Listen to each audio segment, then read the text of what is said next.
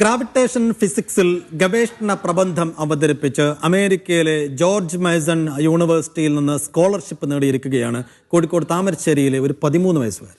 Yes, 13 വയസ്സുകാരന്റെ അപൂർവമായ നേട്ടത്തിലേക്കാണ്. 2ാം class വരെ മാത്രമേ ഈ വിദ്യാർത്ഥി സ്കൂളിൽ പോയിട്ടുള്ളൂ. ഹേബൽ അൻവർ അല്ലെ, അവന്റെ പേര് ഹേബൽ അൻവർ എന്നാണ്. താമരശ്ശേരി വാവാട് സ്വദേശികളായ അൻവർ സഹീദ ദമ്പതികളുടെ മകനാണ്. സ്വയം രൂപകൽപ്പന ചെയ്ത കമ്പ്യൂട്ടറിന്റെ സഹായത്തോടെ ഇന്റർനെറ്റിൽ നിന്ന് പഠിച്ച ഹേബലിന് ജീവിതത്തിൽ കൂട്ടുകാരോ ഫിസിക്സിൽ ഗുരുക്കന്മാരോ ഇല്ല. ഒരു സമയത്ത് മാതാപിതാക്കൾ പഠന വൈകല്യവും ബുദ്ധിക്കുറവും സംശയിച്ച് സ്പെഷ്യൽ എഡ്യൂക്കേറ്ററെയും മനഃശാസ്ത്ര വിദഗ്ധരെയും കാണിച്ചിരുന്ന ഹേബൽ സ്വയം വെട്ടിയ വഴികളിലൂടെ നടന്ന് 10 ലക്ഷം രൂപ സ്കോളർഷിപ്പ് നേടി. ഭൗതികശാസ്ത്ര ലോകത്തിന്റെ നെറുകയിൽ നിൽക്കുമ്പോൾ വിശ്വസിക്കാനാകാതെ മിഴിച്ചു നിൽക്കുകയാണ് മാതാപിതാക്കൾ. അധികം ബുദ്ധിയൊന്നുമില്ല, ക്യൂരിയോസിറ്റി ആണുള്ളത്. 4ാം ക്ലാസ്സിൽ ഉഷാറായിട്ട് പോയില്ല, കാരണം കോവിഡ് കഴിഞ്ഞു. പിന്നെ 1ലും 2ലും പോയാണ്, അത്യാവശ്യം പോയാണ്. ബ്ലാക്ക് ഹോളിൻ്റെ തിയററ്റിക്കൽ എക്സ്പാൻഷനാണ് വൈറ്റ് ഹോള്. അപ്പോൾ ബ്ലാക്ക് ഹോൾ ഇനി കോസ്മോളജിൻ്റെ ഭാഗമാണ്. അപ്പോൾ ഫിസിക്സിൻ്റെ ഭാഗമായിട്ടുള്ളത് നമ്മളെ വൈറ്റ് ഹോളാണ്. കോഴിക്കോട് താമരശ്ശേരിയിലെ വാവാട് ഉള്ള ഒരു അത്ഭുത ബാലനെ തേടിയാണ് നമ്മളിന്ന് വന്നിട്ടുള്ളത്. അബി എന്നാണ് വിളിക്കുന്നത്, ഹേബൽ അല്ലേ? എന്താണ് ഇപ്പോൾ ജോർജ് മേസൺ യൂണിവേഴ്സിറ്റിയിൽ നിന്ന് സ്കോളർഷിപ്പ് കിട്ടിയിട്ടുണ്ട്, ആ പ്രബന്ധം എന്തായിരുന്നു? അത് വൈറ്റ് ഹോൾസ് എന്ന് പറഞ്ഞൊരു സാധനമുണ്ട്, അപ്പോൾ അതിനാണ് കിട്ടിയത്. വൈറ്റ് ഹോൾസ് എന്ന് പറഞ്ഞാൽ ബ്ലാക്ക് ഹോൾ എന്താ പറയുക നിങ്ങൾക്ക്, ബ്ലാക്ക് ഹോളിൻ്റെ തിയററ്റിക്കൽ എക്സ്പാൻഷനാണ് വൈറ്റ് ഹോള്. അപ്പോൾ ബ്ലാക്ക് ഹോൾ ഇനി കോസ്മോളജിൻ്റെ ഭാഗമാണ്. അപ്പോൾ ഫിസിക്സിൻ്റെ ഭാഗമായിട്ടുള്ളത് നമ്മളെ വൈറ്റ് ഹോളാണ്. സിമെട്രി എന്ന് പറയുന്ന സാധനമല്ലേ, അപ്പോൾ എന്ത് സിമെട്രിക്കലാണോ അതൊക്കെ എനിക്കിഷ്ടമാണ്. അപ്പോൾ വൈറ്റ് ഹോൾ പറഞ്ഞാൽ സിമെട്രിക്കൽ ആയിട്ടുള്ള സാധനമാണ്. അപ്പോൾ അതുകൊണ്ടാണ് എനിക്ക് ഈ വൈറ്റ് ഹോളിനായിട്ട് ഇൻട്രസ്റ്റ് വന്നത്. സ്കൂളിൽ അൽഹറമി സ്കൂളിൽ പഠിക്കുന്നുണ്ട്, ക്ലാസ്സിൽ പോകുന്നത് വളരെ കുറവാണ് അല്ലേ? എപ്പോഴാണ് ക്ലാസ്സിൽ അവസാനമായിട്ട് പോയത്? 4ാം ക്ലാസ്സിലാണ്.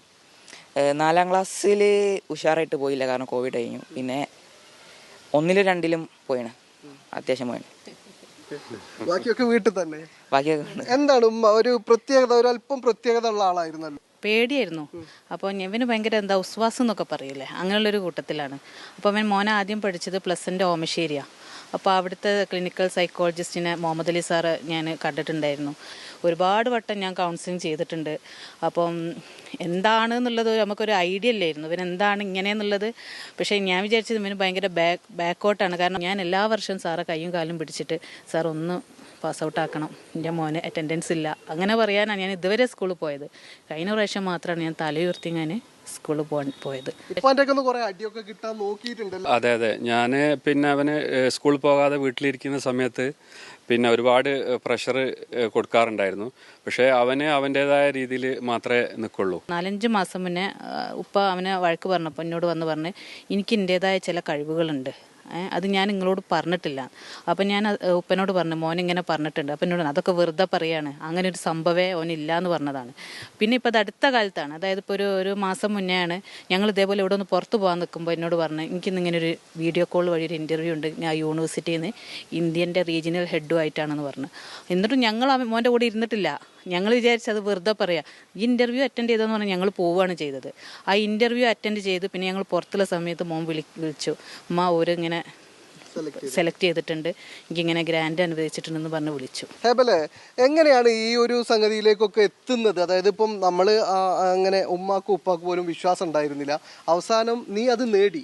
അപ്പോൾ ഇപ്പോഴും നിന്റെ വഴിയിൽ നീ ഇങ്ങനെ കാലെടുത്ത് വെച്ചിട്ടേ ഉള്ളൂ, ഇനി ഒരുപാട് ദൂരം പോകാണ്ടെന്ന് തോന്നുന്നുണ്ടോ? കുറേ ദൂരം പോകാണ്ട്. കാരണം പഠിക്കുന്നതിൽ ഏറ്റവും വലിയ കുഴപ്പമെന്ന് പറഞ്ഞാൽ ഫിസിക്സ് വലിയതായിട്ട് വളർന്നു വന്ന്.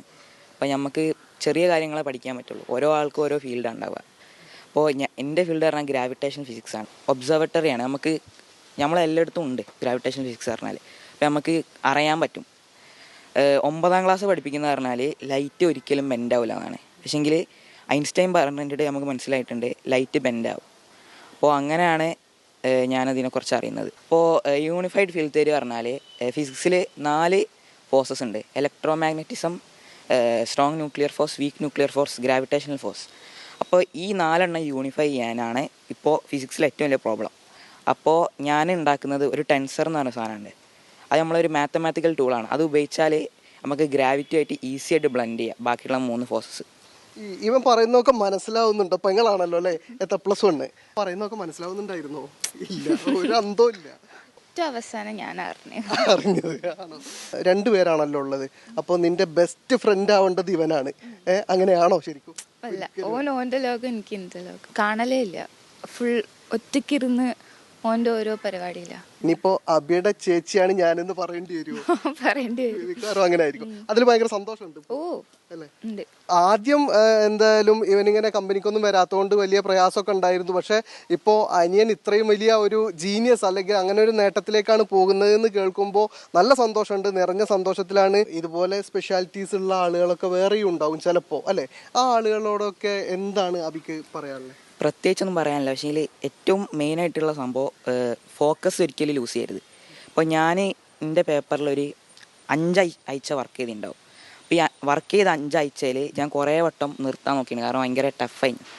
അപ്പോൾ ഒരിക്കലും നിർത്തരുത്. നിർത്തിയാലാണ് പിന്നെ ആരും അറിയാണ്ട് പോവുക. എന്തായാലും അബി ഭാവി കേരളത്തിനും ഇന്ത്യക്കൊക്കെ വലിയ മുതൽക്കൂട്ടാവും എന്നാണ് ഇപ്പോൾ നമ്മൾ മനസ്സിലാക്കുന്നത്. ക്യാമറ പേഴ്സൺ മുഷ്താഖിനൊപ്പം ടി അനീസ് അലി, മീഡിയ 1 കോഴിക്കോട്.